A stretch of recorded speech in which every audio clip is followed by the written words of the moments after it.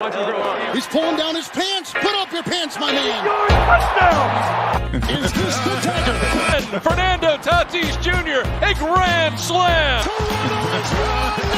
Iguodala. It's funny to hear female talk about routes. Like, Pull up your pants. Take off the bra and be a man. Welcome to From the Backseat, hosted by Clark and Ethan.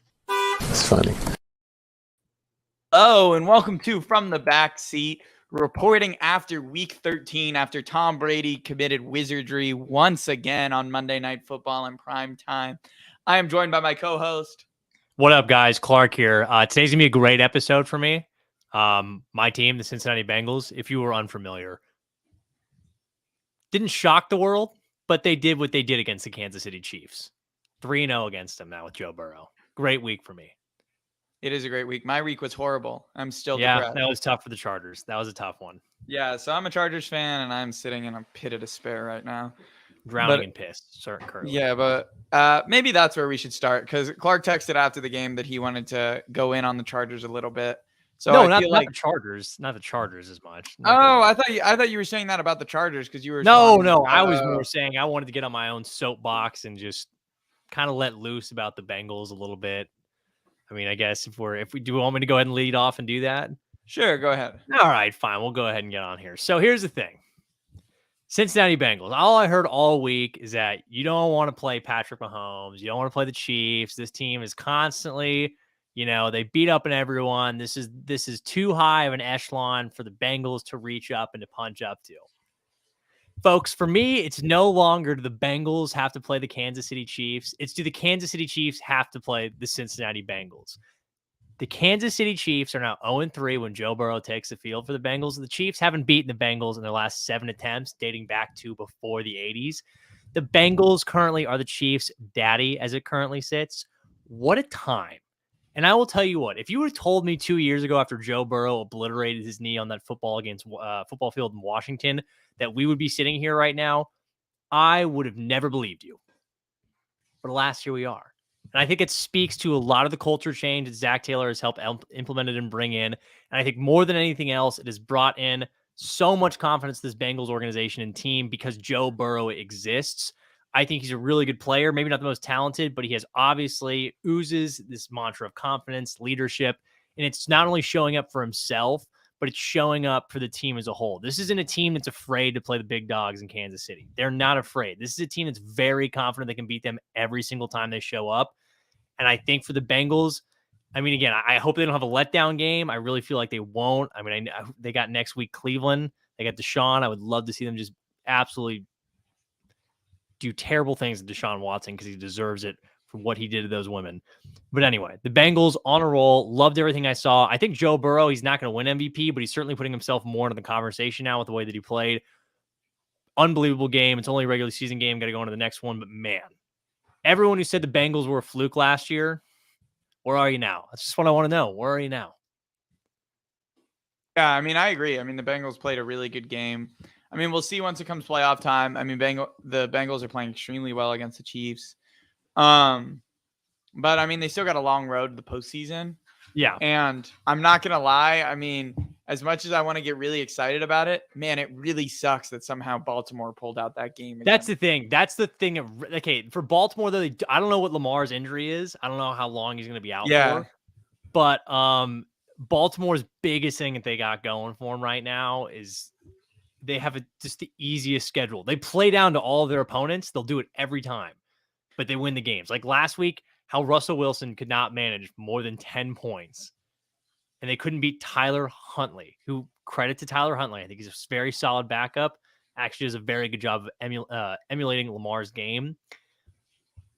But he's not Lamar, and I don't know how the Ravens keep doing it, but they're still on top of the division. They got to lose a game. It could come down to just that final game of the season in Cincinnati. That could decide your AFC North. I mean, yeah, and that's not saying the Bengals drop any games. That's saying that they win out too, and they still got a lot of tough games left. See, I think Baltimore's not going to win out either, though. They're going to screw up at some point. They're going to get caught in one of these. But I mean, the way that I can't believe they ended up coming back and winning that game. It's because Denver's so bad. Denver's defense should just collectively fight Russell Wilson. They should. I mean, How is this even acceptable? I don't even know how Nathaniel Hackett and him are still there at this point. I mean, Russ can't go anywhere. Russ can't go anywhere. The Denver just handed him a bag and said, all right, you can crash the car if you'd like. That's totally fine. And Nathaniel Hackett has no clue what's going on. No, they're both not in good spots. Nathaniel Hackett's a certified space cadet at this point. It's pretty painful. I think the thing about the season is like the expectations versus reality. So many teams had high expectations that just crashed and burned. I think Denver's maybe the worst offender. So I have a couple opinions, and I was thinking about this over the last day, and I've come to a hot take. And I actually don't think it's that hot, but people might think it is. I've decided I think coaching is much more important than people are giving it credit for. And if you want to win a championship, you have to have a good coach and you have to have a good quarterback. So we can start there, but I actually think a good coach probably gives you a higher floor than a good quarterback. But I think a good quarterback gives you a higher ceiling. Yeah, without a doubt. I totally agree. I think it's a hot take. It's actually just a great take. Well, because I was sitting there around the league and I'm like, man, how are all of these bad teams winning with bad quarterback play? I mean, you look at the Ravens. They just won. Look at their coach. John Harbaugh, one of the best in the league. You look at Kyle Shanahan winning with his third backup against a good Miami Dolphins team. You look at Robert Saleh winning, benching Zach Wilson and moving on to Mike White. I mean, across the league right now, we have backups coming in, winning games. And so the reason I came to this is because, of course, I was dwelling in the Chargers pain of you have how Justin do Herbert, we have an elite quarterback, and yet people say he's not a winner or whatever you want to talk about. Whatever your thought. Yeah, whatever you think. I don't really care at this point, but I was thinking about it and I'm like, man, how are they not better? And I keep going back to it's the coaching. It's the coaching. I mean, at the end of the day, Brandon Staley is just not it. His defenses are routinely bad against bad offenses. You know, this is the fourth week in a row they've given up 400 yards plus. I can believe it. You want to hear the craziest stat about the Staley regime? And this is why. So my dad last night called me and he's like, I'm not blaming Staley. It's all a Lombardi problem. And I'm like, no, it's a Staley problem, because how many points over the last 7 games do you think the Chargers have scored in the third quarter? So coming out of halftime. And I'll tell you, they got the ball first in 5 of those games. I'm going to say it combined in their last 7. Last 7 games. I'll say 14 points. 6. They've scored 2 field goals. Jesus, that's terrible. I didn't even know that. That's atrocious. Yeah, I mean, when you look at it, to me, that just screams coaching. They come out of the locker room flat. They get behind, and then Justin Herbert basically takes over the game and brings them back. That's the only way to scratch it right now. When you're Justin Herbert made a top 5 throw yesterday, by the way. Keenan Allen. That was crazy. That was insane. I mean, again, the catch was also incredible. I mean, to adjust on the fly, dive, make the... But for a great catch to occur, usually you have to have like a good ball with a great catch, I feel like. So yeah, that ball was insane. I mean, I just look at it right now, and I think the whole staff needs to be camped. Besides for the special teams coordinator, he's actually pretty legit. They actually are really good on special teams. I mean, that fake punt was pretty creative. But when I look at it, I'm just like, Brandon Staley, he should not have a losing record as a head coach. No. But he does. And he does.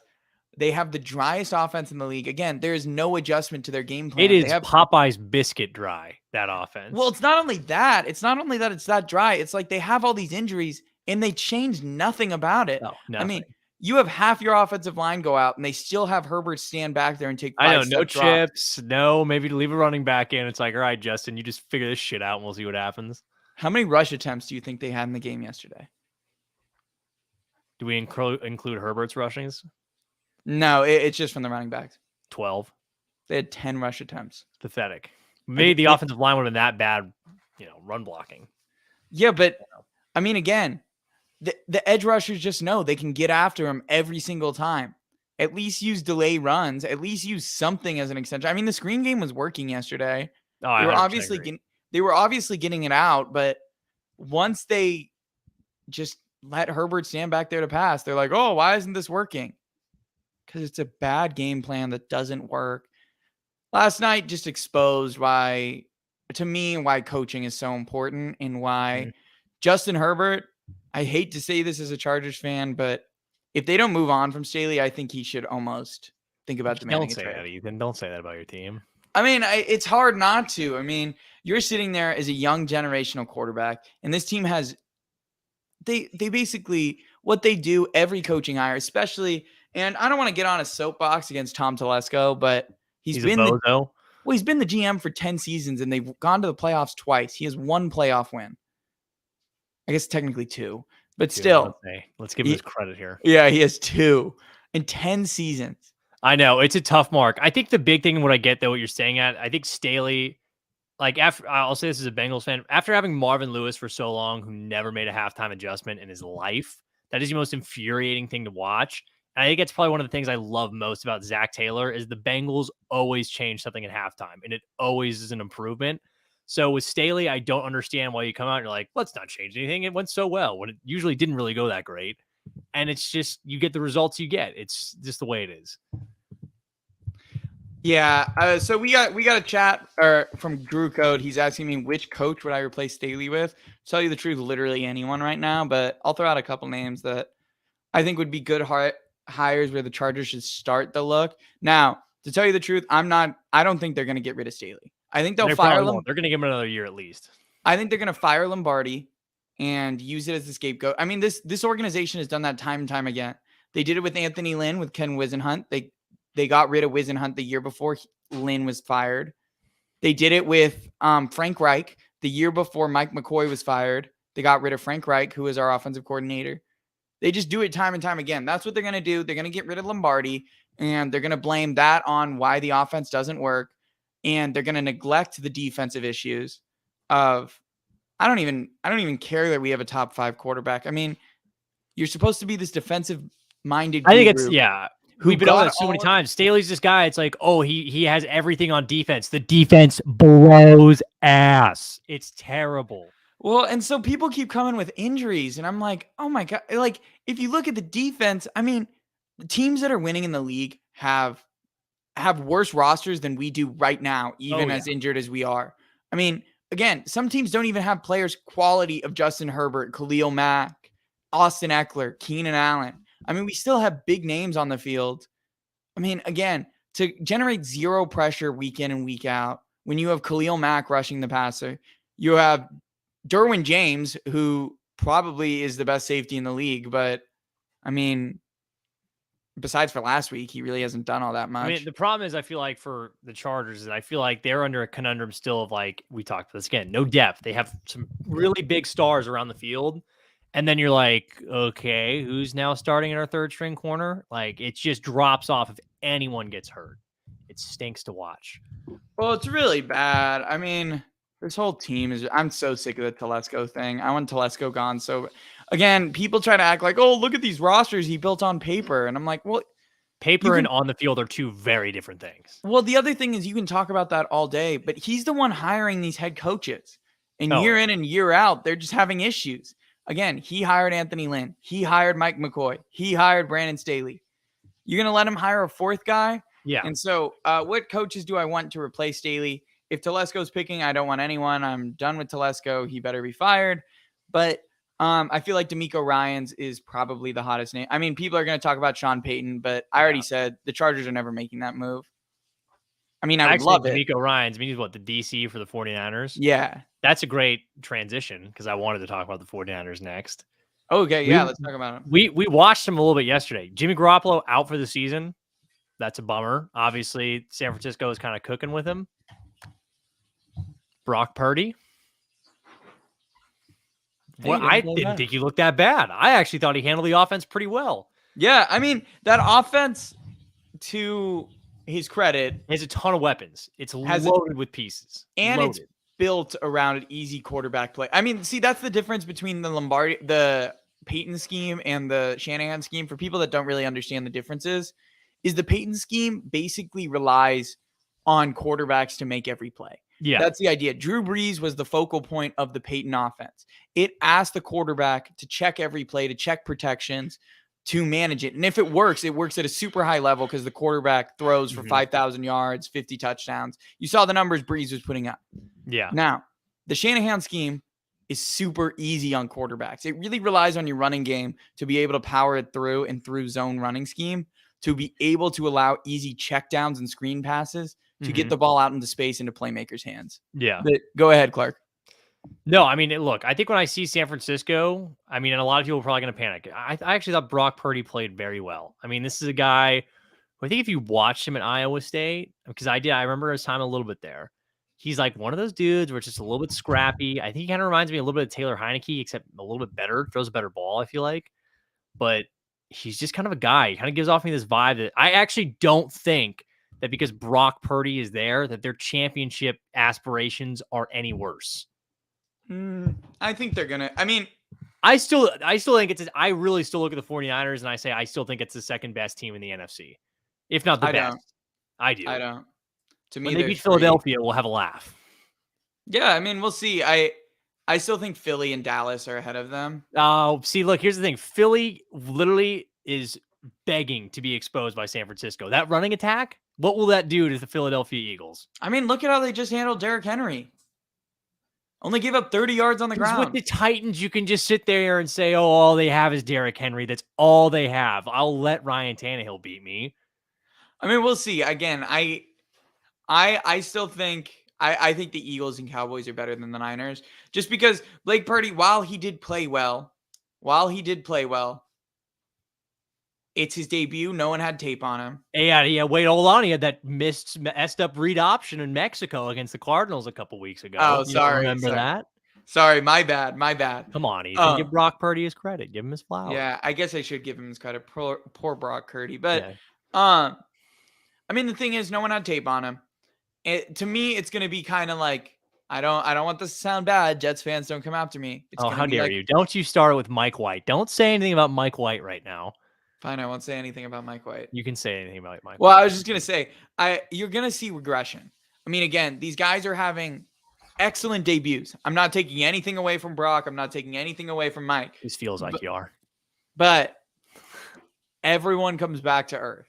At some point, unless if you're an elite talent, some defense is going to expose you. You can't stop Brock Purdy, Ethan. He's inevitable. He's coming for you. He's gonna win a Super Bowl. And everybody's like, how did this happen? Because it's Brock Purdy. Oh my God. The pride of Iowa State, Mr. Irrelevant. You're going to sit here and tell me right now on camera that you don't think Brock Purdy's raising a Lombardi at the end of this year? You're a clown. You're right. I actually liquidated all of my finances into Brock Purdy stock. You know what you should do? Your like gimmick from now on is you should be like the Emmanuel Outro of just Brock Purdy. Yeah, like that's just what you talk about. And then you just go through and you just anytime anyone like you're just like that's a social media player. I mean, that guy sucks. Speaking of Emmanuel Outro, though, on the other side of that game, I don't think Tua looked very good at all. He missed plenty of throws yesterday. Yeah, I mean, it's not a terrible game. It just wasn't one of those. I just felt like maybe it's just because everyone talks about him so much. If it's a bad game, it becomes not even that bad. It becomes so volatilely talked about. Yeah, and I think people just want to hate him so bad. I mean, yes, he didn't play the best, but it's also tough. I mean, the 49ers defense had given up 0 points in the second half in their last like 7 games or something. Yeah. I mean, that defense is legit. It's really, really good. Yep. They got playmakers at every single level. They have a Hall of Famer at linebacker right now in Fred Warner. Fred Warner is really good. Nick Bosa is also going to be a Hall of Famer. Nick Bosa is insane. Although Nick Bosa is probably, I mean, I don't want to hear his political views. I'll say that. But Nick Bosa is pretty cooked there. But he's a great football player. He's really good. Where was he on January 6th, though? Can I ask that? With Trevor Bauer, probably. You know who's a really underrated player on that defense? Hold on. And I wanted the Chargers to actually sign him. Jimmy Ward? What? Jimmy Ward? I mean, Jimmy Ward's a good player, but that's not who I was thinking. Hold on. Then who else if it's not Jimmy Ward? I don't know. You say your guy. Chardavius Ward. Chardavius Ward is really good. And when he's not playing Jamar Chase. Did he play bad last game? Chardavius Ward is on the 49ers. I'm saying Jamar Chase. When he's on the Chiefs, he got 4 touchdowns, I believe, dropped on him by Jamar. Yeah. I mean, Jamar's just really good. He kinda Also, just did does you that see all stupid those stuff. tweets from all those Chiefs fans claiming that Jamar like did PI every Like, time? give me a break. Your hands are important. He wasn't peeing every time. Sorry, he was just toasting your DBs like he does religiously to that team. Give me a break. Chiefs fans also, again, I hate to go back to it, but whoever made that chart about who complains the most about officiating, that was so spot on because Kansas City fans would not stop. I was like, what game did you watch? You got outplayed in every way. You Yeah. didn't lose because of some fluke shit. No, they act like they did though. Yeah, like, oh, I mean, everyone's like, oh, Travis Kelce just didn't fumble the football. Well, Tyler Boyd didn't drop the most wide open touchdown pass in the world. Then we could go on and on. It's ridiculous. Also, you can in any game you can talk about. Oh, if they just didn't make that one play that cost them the game, like The reality of the situation is that happens all the time. So it happens all the time. And again, if you don't want your team to lose, maybe play better defense every once in a while. It's a totally big option. The reason the Bengals ended up winning the game, in my mind, I mean, obviously great play from the offense. They got a turnover and they got sacks when they needed them. They got stops when they needed them. Also, they let Samaje Perine run for over 100 yards. I will say again, just go back to the game. Justin Reed, biggest mistake he could have made was opening his mouth. I never usually a person who's like, oh, bulletin board material, but that was unbelievably asinine to say out loud. Just to get so many player and personnel things wrong and have it on camera, that's tough. Oh, it's really tough and bad. Yeah, I mean, I like Justin Reed. I actually think Justin Reed's he's been a good player. I think he's actually advocated for a lot of really good things with Colin Kaepernick, but he's just that was a bad decision to try to call out T. Higgins and Jamar Chase and say you're going to lock him down and then just proceed to be, torched. Cooked. Yeah, I mean, pretty badly. So, trying to get what were some of the big games we could have a takeaway from yesterday? Well, so Ben wanted to throw out no merit to the Baker rumor. I would gladly have Brock Purdy start over Baker Mayfield. Baker Mayfield's atrocious. I mean, he's really bad. You can tell me about it's a situation in Carolina. He got benched for PJ Walker. Yeah. I mean, Baker. I don't think there's anything. I don't think there's anything left on the bone. I mean, the only teams that would make sense for him to go to. I mean, San Francisco makes sense because of the quarterback situation. The XFL, he can go play in the XFL. But I actually have one, depending on injury, that I think makes sense. But I actually don't know if he's better than their backup. I think he might make sense in Baltimore if you used him more as a running guy.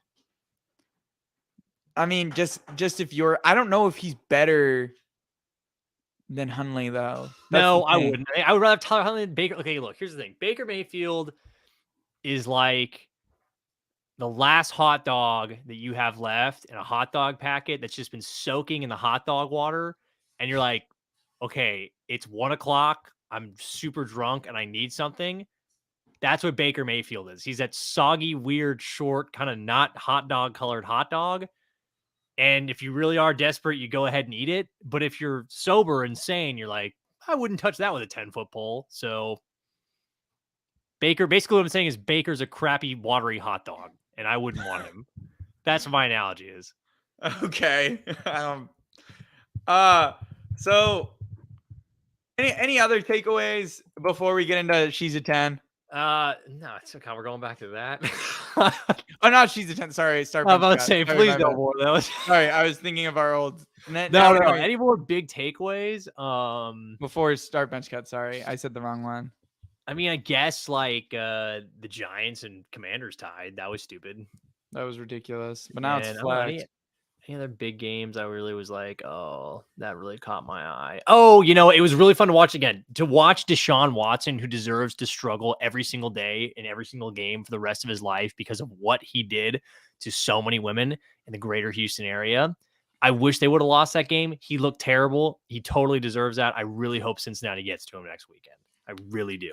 For sure. I hate Deshaun. Yeah. Deshaun, that's just sickening to watch him on a football field and how much he gets paid for it too. Agreed. It's gross. All right, so let's go on to start bench cut. Mm-hmm. So our first start bench cut is we're going to start off with best running quarterback. So just their running ability. Because all time? No, just of right now. Gotcha. I'm using quarterbacks of just right now because it was said on the telecast that this guy is the best in the league, and I said no, and you kind of thought about it. So we're going to do start bench cut running quarterbacks: Justin Fields, Lamar Jackson, or Jalen Hurts. Okay. This could be recency bias. every single time I see Justin Fields take off with the ball, that dude is like a freaking cannonball or a rocket. That he like not only is he elusive, he outruns everyone, DBs, linebackers. It's like he gets this second level, and it's like watching a running back how quick he takes off. So Justin Fields is my start. I would say my bench is Lamar. I think Lamar of those three is the most elusive. Like he's the one that gets the most gets small in space, which is really good. I also think he's really smart with his sliding. So I would say he's my bench. Also, I think he has better acceleration than the last guy. And I like Hurts. I think Hurts is like more of like the bigger, broader of the three, could take more hits up the middle. But I would say in terms of actual acceleration, maybe elusiveness, carrying vision, I would take the other two before him. So I would start Fields because, again, every single time I see him run the ball at this point, it seems like it's a touchdown. Lamar for the elusiveness is second for my bench, and then I'd cut Fields. Cut Hurts. Why am I blanking on these names? Jesus Christ. That's okay. So next up, you might feel a little biased here. We're gonna do biggest wins this season. So we got to start off with Bengals over the Kansas City Chiefs, the Jets over the Buffalo Bills, or the Commanders over the Philadelphia Eagles. Okay, where was Brock Purdy over the Miami Dolphins? Oh, sorry. You can throw that option. We can do that option instead of the Bengals if you want to take the bias out. No, we won't do that. Biggest win of those three. I would say first, your start would be I'll say Jets over the Bills. Oh, wow. I feel like that was an organizational thing. I mean, Zach Wilson played like crap and they still won, but I think it signaled to everyone, hey, the Jets, you can kind of take them more seriously. The direction of which they've been heading in the last couple of years, really, really big. So I think it'd be my start. My bench. Well, give me my other two options. Cincinnati and Kansas City. What was the last one? The last one is the Commanders over the Eagles. I'll say bench Cincinnati over Kansas City. I mean, it was huge because for Cincinnati, it puts them back in the position to be able to play for conceivably a first round bye if they go like 4-1 the rest of the way out, or just depending on what the other teams do. I almost cut it just because, again, I think for the Bengals at this point, like the Bengals might be the only team in football right now that I feel like would have a reasonable say, like, we're really comfortable playing Kansas City. We think we can definitely beat them every time because they've done it every time. So that would be my bench. And I'll cut Washington versus Philly because I feel like that one didn't really get talked about a lot. Like it was big for Washington, but Philly hasn't like downgraded. No one's really caught up to them in the standing. It's just kind of stayed stagnant in the NFC East. So we'll start, bench, and cut. So obviously we cut the Commanders and the Eagles. We'll bench the Bengals over the Chiefs, and we'll start the Jets over the Bills. Oh, okay. So I actually would have started the Commanders over the Really? Eagles because I think it made the Commanders relevant. I think I don't even know if the Commanders are relevant. Well, right now they're in the hunt. They're in the hunt. They're not in the playoffs. They're in the hunt. Are you sure? I believe so. They showed a graphic on ESPN. Now they're out. Well, they still play the Giants in 2 weeks again. Yeah, so they can tie again. That'd be sweet. They can tie, or they could just beat them outright. But again, to me, I say why the Commanders is because no one cared about them before that, and then people are like, "Oh wow, they're actually in the playoff race." Yeah, and then like we got another white quarterback that's like wearing all the chains or whatever, just like Kirk Cousins. It's kind of funny. Except Tyler Heineke's actually seems cool. Like I would want to hang out with Taylor Heineke. Kirk Cousins, I'm like, this dude stinks. So speaking of Taylor Heineke, our next one we're going to talk about quarterbacks who kind of emerged this season. So we're really talking about backups who had a good performance. I'm really saying it one because one is Brock Purdy, your guy. Hell yes, dude. I can actually tell you I'm so on Brock Purdy right now. I'm off the Purdy 30. That's what we're calling it. The Purdy 30, man. We're off the Perk 30? No. I'm off the Purdy 30. It's out of Iowa State. Mr. Irrelevant. Give me a break. Okay, so it's Brock Purdy, Mike White, and Taylor Heineke. Oh, okay. All right. I'll be unbiased in this. Oh, yeah? You got to get I'll be unbiased. I'm trying to be unbiased here. Don't tell me I'm not. This is what you come to this show for, is unbiased sports journalism. That's what I supply. So first off, we're starting Brock Purdy because he's going to win a championship. You're not going to start Brock Purdy after this. What are you kidding me? Again, we're off the Purdy 30 right now, man. That throw was Purdy. So we're starting Brock Purdy. There's not even a question in my mind. he's going to, I mean, forget Trey Lance, sadly, at this point. It's Brock Purdy's team. Forget Jimmy Garoppolo. It's Brock Purdy's team. You might as well just cut him right now. I mean, you just to save some money. And then we're going to go ahead.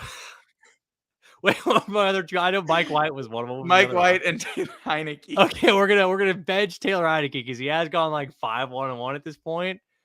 And I think it's pretty sick that like after he wins games, he just gets hammered and buys a pair of Jordans the next day. Like that's kind of fun.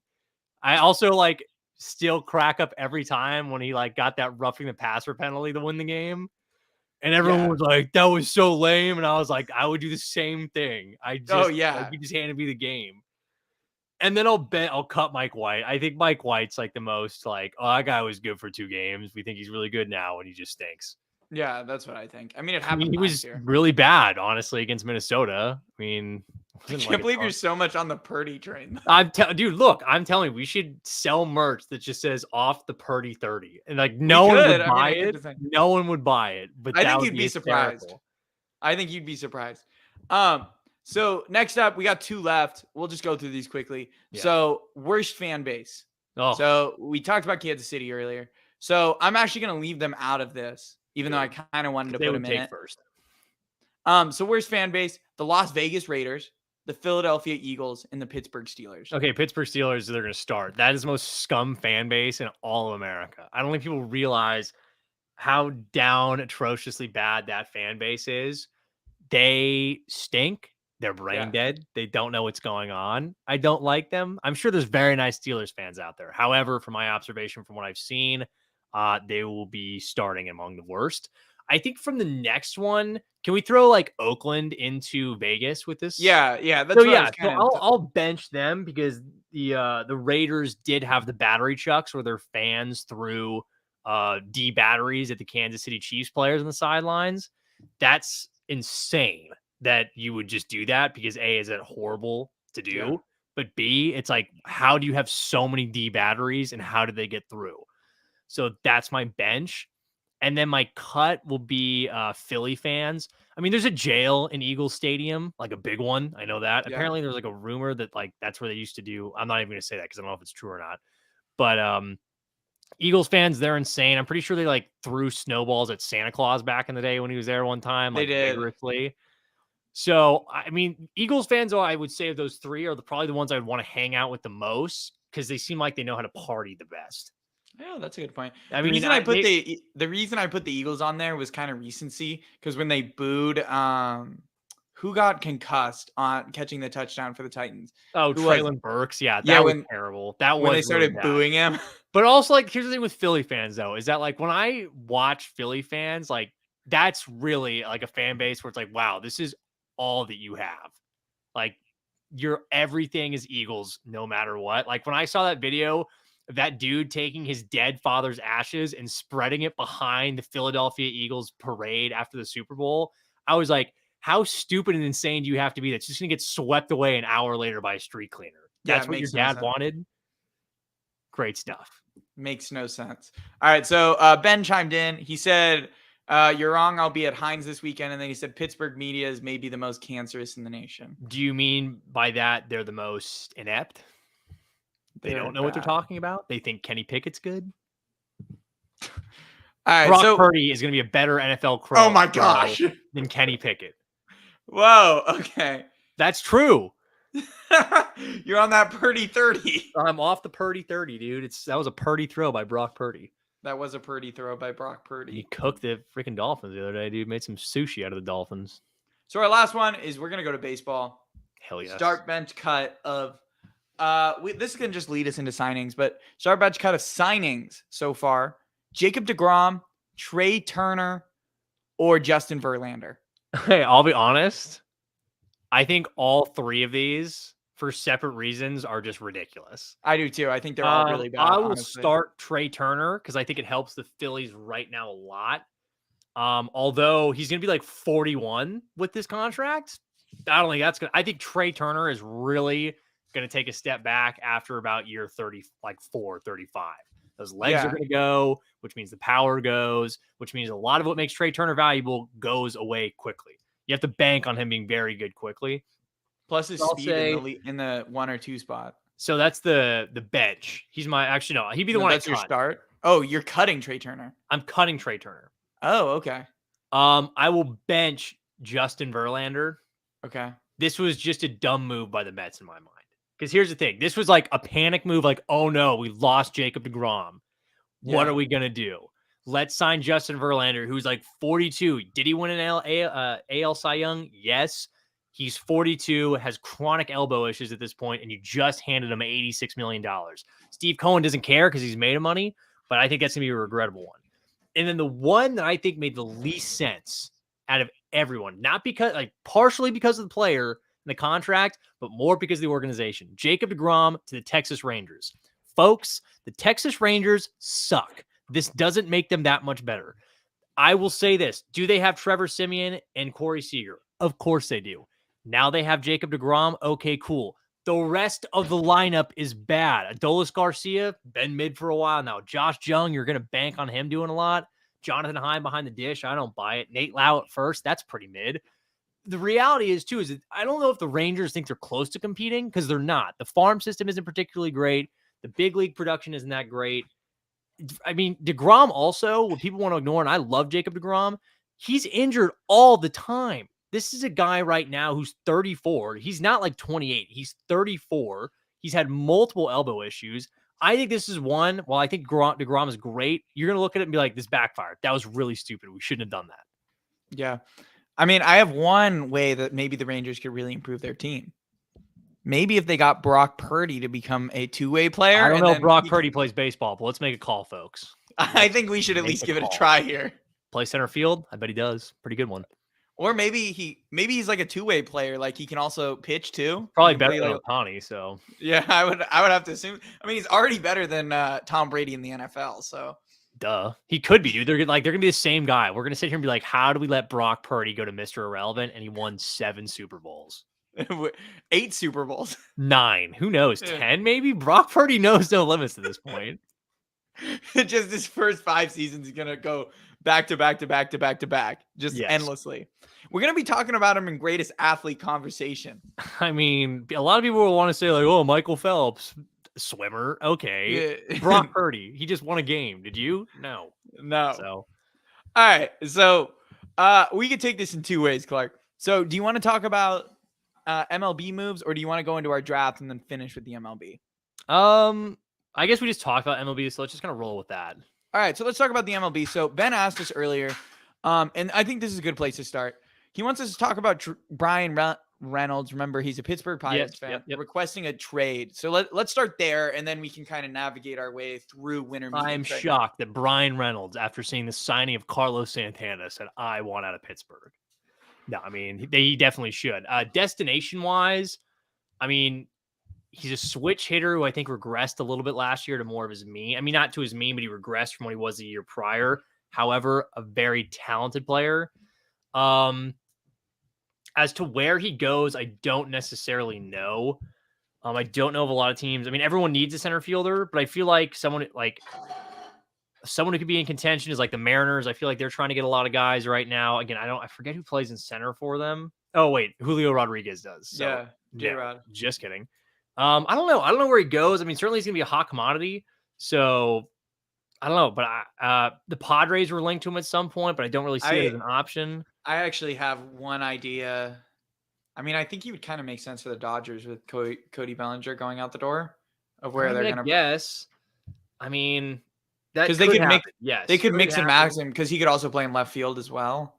That could happen. Days. It would make sense in their lineup, putting a switch hitter kind of to replace. Because they're also going to have to somehow figure out how to replace Trey Turner. That's true. Yeah, I mean, I could see it. I could see it. I mean, again, I think for him, I really don't know at this point what the market is, who exactly. I need to look over center fielders more who needs one, but he'll be a hot commodity for sure. Also, Ben's saying that the Rangers have an elite 1-2 and that they're going to have a pretty good rotation in the next 2 years. Care to respond? Yeah, dude, sick. They're going to suck. So the Rangers, Ben, I know what you're saying. Like, theoretically, they could be, but there's teams that you just know what they are. And I'm sorry, the Rangers, like, even if that is true and those guys come up, DeGrom at 36, I promise you will not be the same guy, I think. I really don't see him filling out that way. Well, so one thing I want to bring up, and we talked about this briefly, and I feel really good about talking about this, is if you're the Angels, you should sell Ohtani and Trout now. They're not going to. They're not going to, but they really should because they're not going to compete in this division. They're not going to compete for a playoff spot when you have to go through the Rangers, which the Rangers are still going to be good. I just think this move signals that you're like trying to go in for a World Series, and they're not a World Series contending team, but they're going to be good and they're going to win games. They have to deal with the Astros now with Jose Abreu in their lineup. They have to deal with the Seattle Mariners, who are getting better every single day. I mean, I don't see what their path to contention No, is. I don't see what it is either. But the reality is, I think at this point, okay, like I could see trading Ohtani, but you would have gotten more for him last year with the number of years of control. And Trout, I almost feel like is immovable because of the contract, and now he is starting to have injuries. Yeah. And plus, I don't know what team is out there that would be capable of making the move of not only having prospects, but the capital to take on the contract.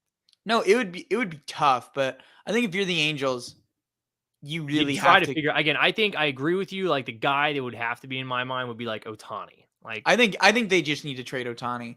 I mean, it would suck for them, but they only have 1 year left, and he's gonna leave after the season anyway. So I mean, I would be shocked if he didn't. That would be really surprising.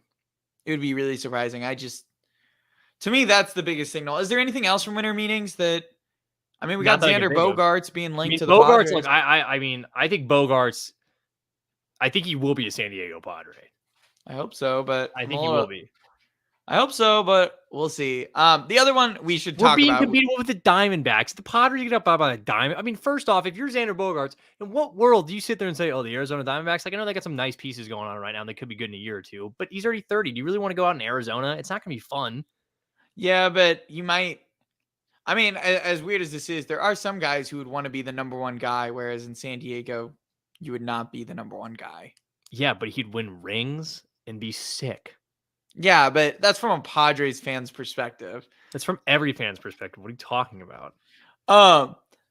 So we'll talk about Tatis in 1 second, but before we do, we have to talk about Aaron Judge. I feel like Judge is the biggest remaining piece. And now there's a report that the Boston Red Sox have come surging in and might be the front runner. You did. I mean, it still feels like the Giants is where he's going to end up. I mean, again, I will toot my own horn here. I feel like I've been pretty good at projecting where these guys are going to go. But I think really for me, I still think Judge ends up being a Giant. I think he ends up being a Giant. Yeah. That's I think he ends up being a Giant too, but it would be so funny if he went to the Red Sox. I agree. To me, so that's my thing with Xander Bogaerts. I think if Judge goes to the Red Sox, I think Xander Bogaerts end up in San Diego. Mm-hmm. But I think the Red Sox might re-sign him if they lose out on Judge, just because they won't have a lot of options there. I think I've heard a lot that like Xander's kind of like almost an irreparable bridge with the Red Sox at this point. But money talks. I mean, again, anytime there can be broken bridges, but when you pay enough money, yeah, I agree. matter. I mean, once you pay enough money. I mean, again, it seems like Trey Turner was going to end up in San Diego. Didn't end up happening. He went back to Philadelphia. Yeah, because he was like, "Oh, I will want to be on the East Coast." I mean, like, okay, have fun in Philly. Boo. I mean, it's He's not a from the bad East spot. Coast, I get it. Whatever, it's fine. Good for him. But it's also not a bad spot to be in Philly. I mean, obviously you're a Padres fan, but it's not a bad spot. I mean, the Philly lineup is also really good. I mean, and they just went to the World Series. I mean, yes, they did. I agree. It's not a bad spot. I'm more joking. I would have liked Trey Turner, but so let's talk about the Padres for a second. Y'all okay with paying that much for DH in Tatis moving forward? Why do you want to say Tatis? Sorry, It's Tatis. Sorry, Tatis. And he's not going to be a DH. No, he's going to be an outfielder probably. He'll be an outfielder, yeah. And he'll learn to like it. It'll be tough, but he'll You know who we're going to be paying a lot of money probably to be a DH? We actually might not pay him, but Juan Soto will probably be a DH. No, Juan Soto's going to stay in right. I bet you put Tatis in left and you put Trent in center. Yeah, that probably makes sense. Or you put Juan in left, Tatis in right, Trent in center. Yeah, that probably makes the most. I guess it depends on what other moves they make.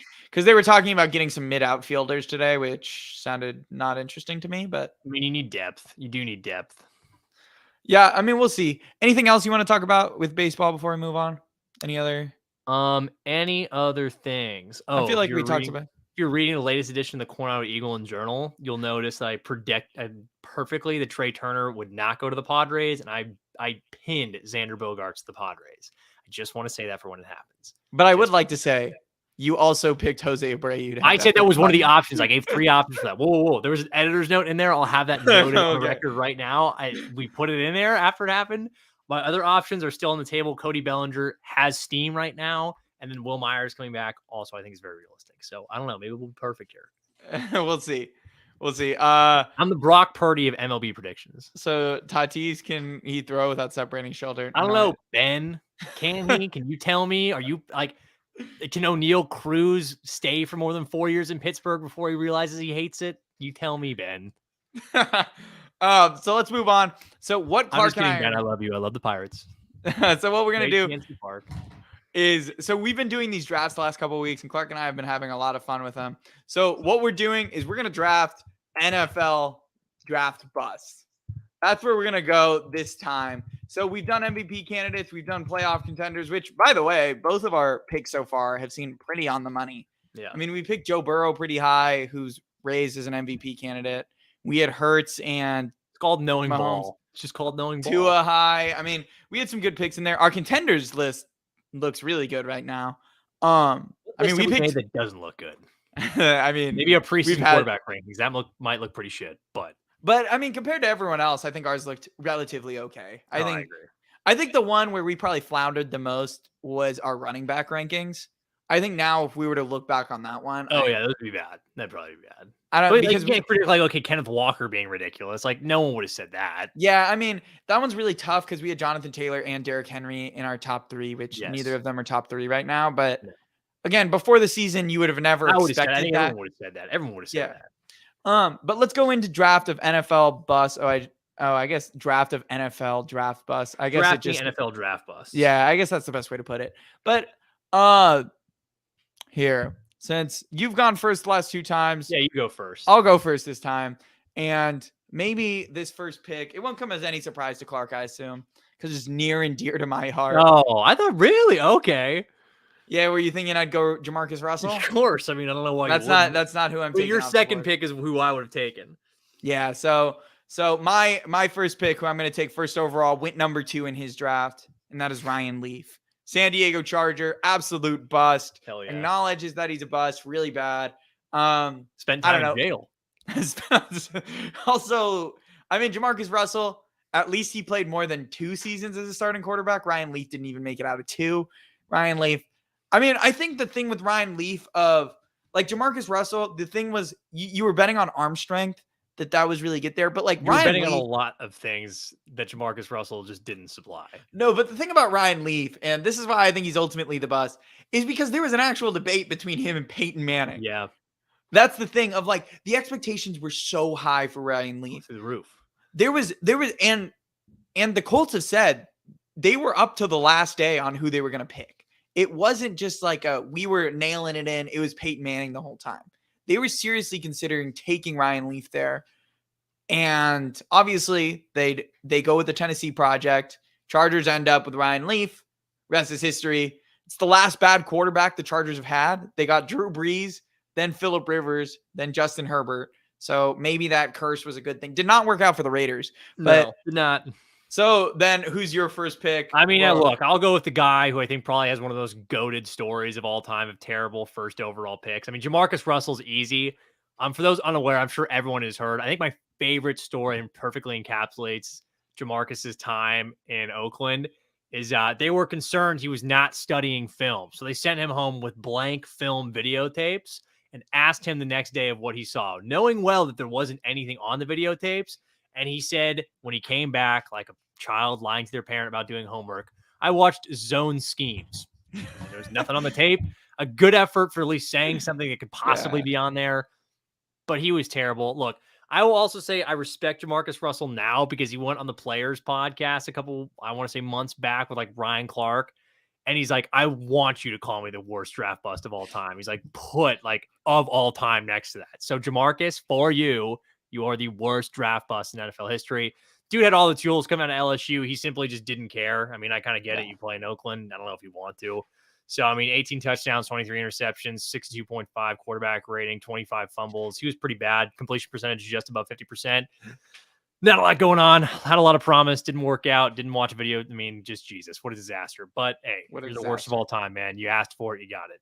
For sure. One thing that we got to put in before I take my next pick, my second overall pick, is Clark and I decided to only do it from the 90s on. So we didn't go early draft picks when there were a lot more draft picks in the draft. And it was kind of because the draft is a lot different nowadays than it used to be. So we just decided, hey, we're going to stick with 90s and up with these draft busts. So where I'm going with my number 2 pick, and I think this is where we're going to diverge a little bit. We probably will. So I'm going to go with the Cincinnati Bengals project. I knew you would.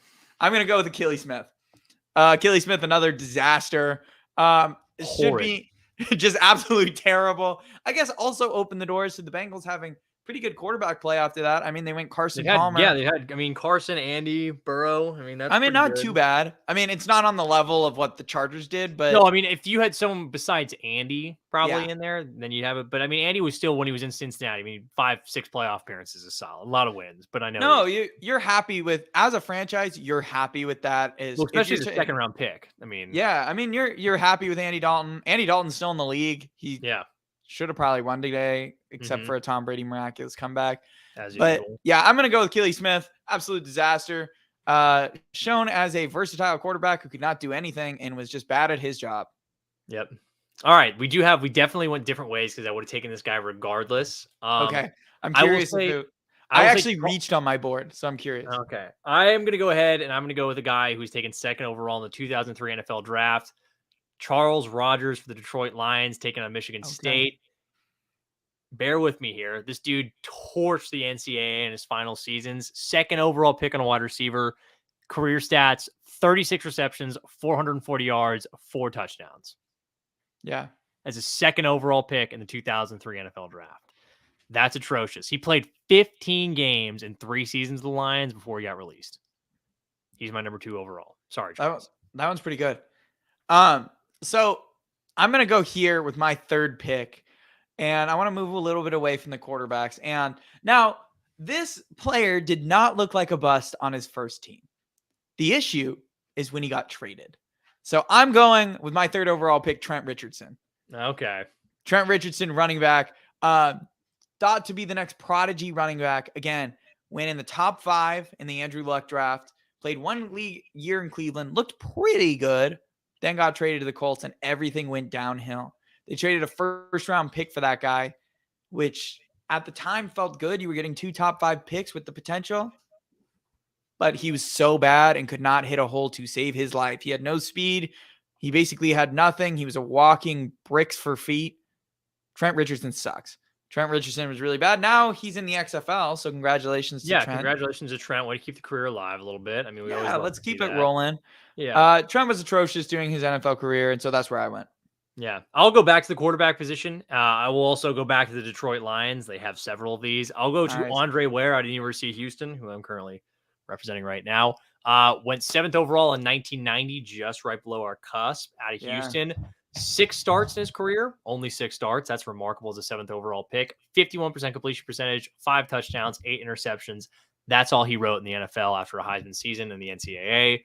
Was terrible in football at professional level. Really didn't work out. A lot of talent, just didn't, come out to be good, really good analyst right now for ESPN on college football. But as a quarterback in the NFL, not very good.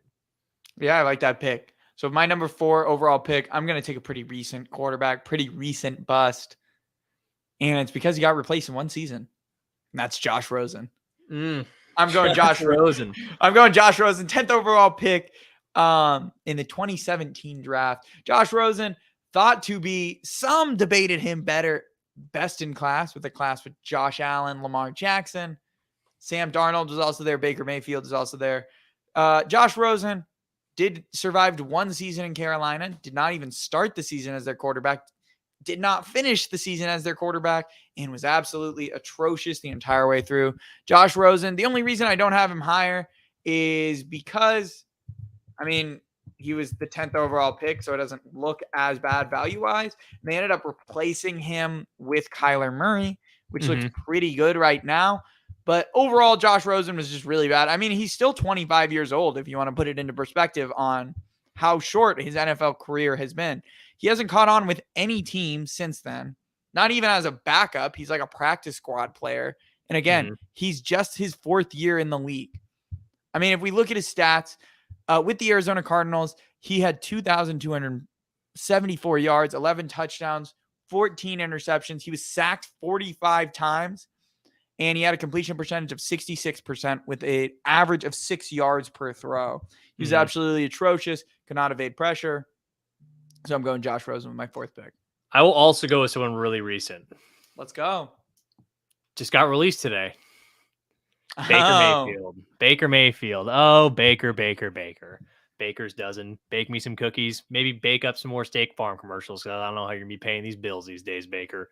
What a joke. This guy, everyone was all about him when he came out. He had a solid year, but it has been an absolute tank fest for the guy since then. I don't think any one team wants him. I know people talk about San Francisco. I would not touch Baker right now. Again,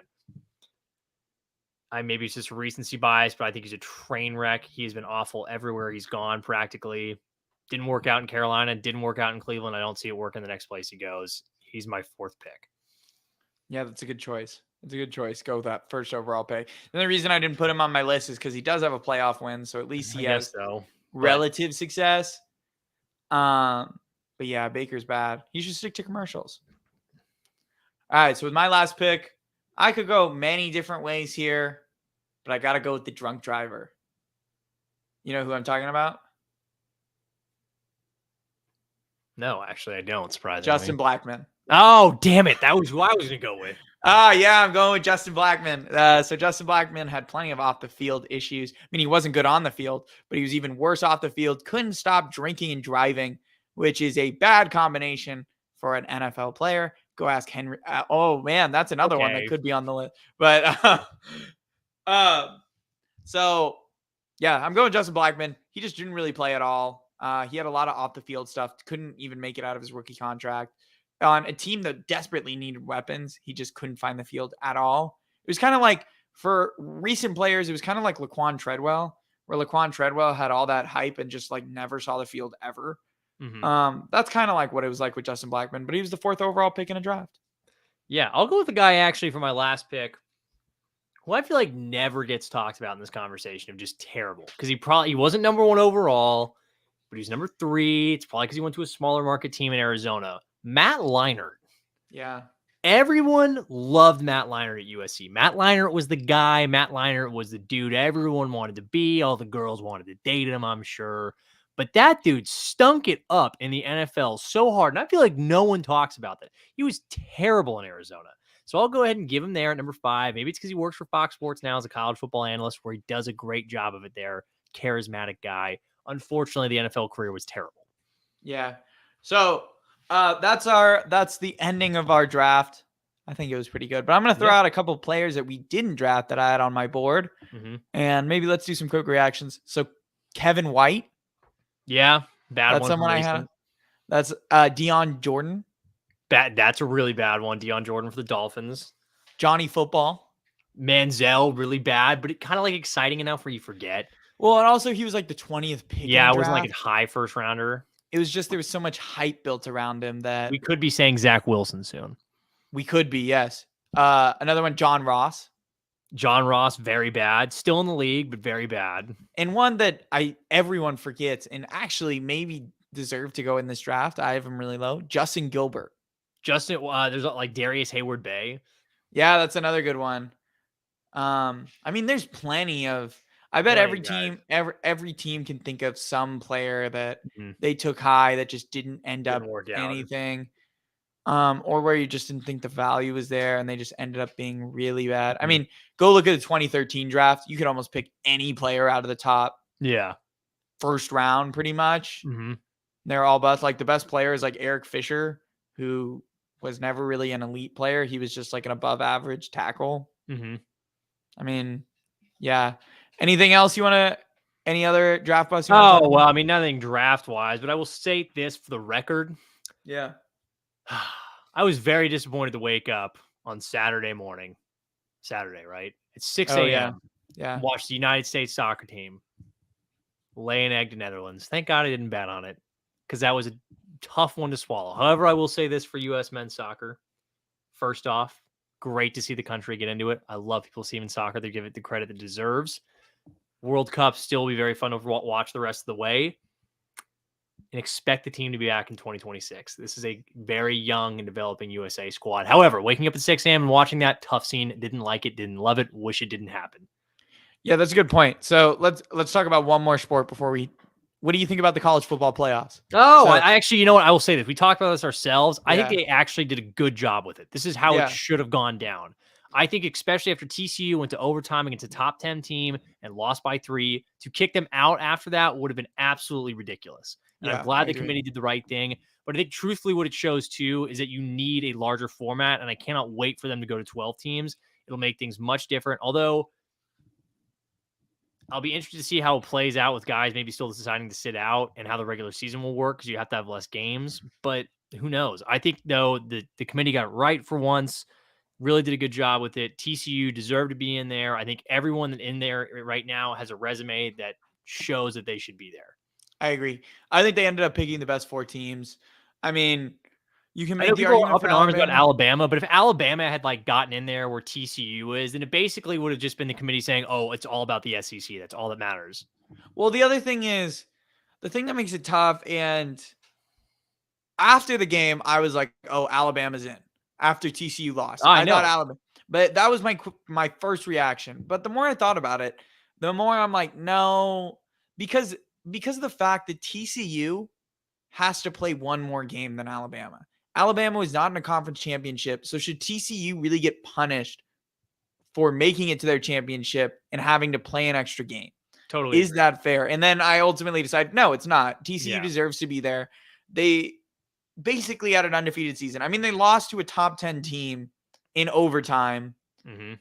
who's actually, funny enough, is playing Alabama. Yep. So I mean, the game should be great. I mean, I think a lot of people out there probably wanted the Ohio State Michigan, but I kind of, it I would have am been a little- fun. It would have been fun. I'm a little disappointed they didn't do that. I mean, All right, though. I get, actually, to tell you the truth, I don't really understand why they didn't do it. I mean, it's like the ultimate rivalry. I mean, it's Jim Harbaugh versus Ohio State. Everyone You had could been still like, get it. You could get it in a championship game. you could. I mean, that would be big. That would be big time. That'd be huge. I think that would have to be, I would guess, besides maybe like an LSU Alabama game, the highest rated and watched national championship game ever. Well, because the other thing is, I think it would be up there because Jim Harbaugh is also wildly popular. Jim Harbaugh might be leaving. I mean, again, if you're Jim Harbaugh sitting there, you can do whatever you want. Oh, you He- could. I mean, again, he has the resume in college, in the pros. He will get whatever money I teams think pay the him. only place it would make sense for him to go right now in the NFL, Indianapolis. I think that would make sense. I'm gonna throw out one more. I actually think the Chargers would make sense. It's got the I San think- Diego connections. Hey, he lives over in Coronado. He could be right That's- over here. Well, not only that, it's the San Diego connection. He played for the Chargers. Yeah, he he played played at for USD. the He organization. coached at USD. Yeah, Yeah, sorry. like the connections run pretty deep with Jim Harbaugh. Another one is he would be a really easy fit because Brandon Staley plays off of the Vic Fangio scheme, Yeah. which Harbaugh had Fangio as his defensive coordinator when they were in San Francisco. So it's a super easy scheme fit to put him in. Mhm. Plus, I think he's the kind of coach that the Chargers need, of someone who knows how to design great running schemes to allow Justin Herbert to kind of open up the field. Yeah. I mean, he makes a lot of sense, but Indianapolis, the reason I'm not sure about Indy is because of the quarterback situation. I don't know if he Yeah, want I to mean, get with into the a capital they situation. have to move around pieces, I don't know if they could really find someone. But again, he made it work with Alex Smith and Colin Kaepernick and kind I of agree. just That's totally pieced possible. it together. I mean, he just used great to Yeah, I agree. yeah. Is the mic done? Oh, there. So can you hear me? Sorry. Yeah, I can hear you now. So let's sign off. This has been From the Backseat. I hope you enjoyed it. I hope you enjoyed this episode. I hope you had a good week 13. I hope your teams are doing well. One thing we didn't touch on is I hope your fantasy teams are doing well. Yeah. Pick We're up in- Brock Purdy. He's that motherfucker. Brock we're, Purdy's that guy. Trust me right now. we're in that crunch time where you probably have 1 week left till your fantasy football playoffs. So I hope today you secured your spot, your ticket in. And if you did not, if you're in a dynasty league, think about some trades over the offseason. I don't know. Keep yourself entertained. Mull it over. Be in a bunch of leagues because you got to be in the playoffs in one of them. Yeah. One thing that I will say, and this can be our last thing, to fantasy football people, you guys were kind of right with the 0 running back strategy. I don't want to totally Don't give them that. Don't give them that. But you know what I mean? I mean, you could they take kind of work. ETN, Kenneth Walker. There were a lot of running backs late. Miles Sanders. It ended up working out. I mean, gosh. Late in the draft. I mean, and then you ended up with one of my leagues right now. I did 0 running back just because I took receivers off the board early. Mm-hmm. And I wasn't trying to do it, but I'm currently in 3rd place. I should move up to 2nd after today. I mean, I have Jamar Chase, CeeDee Lamb, Keenan Allen, and Garrett Wilson right now. Plus, I made a trade midseason. I have Jonathan Taylor and Miles Sanders. I mean, again, as much as that 0 running back strategy is, and all those fantasy guru people were like, this is the way to go. I'm not sure if I disagree in PPR formats. In standard formats, no, never do that. But PPR, it kind of makes sense. I agree. All right. This has been From the Backseat. I hope you enjoyed it. Make sure to follow us on Twitter, TikTok, and Instagram. Make sure to subscribe on YouTube, like the thing. Thanks for everyone who is commenting along with us. We're back to having some MLB news, so we'll be back to talking about the MLB. Maybe we'll do a draft of some MLB thing here soon. Mm-hmm. You guys seem to be liking the draft segment. You guys seem to be liking stuff, so we're going to continue to do that. We're having fun. Hope you're having fun listening. Thank you for listening. Yeah, have a good one, guys.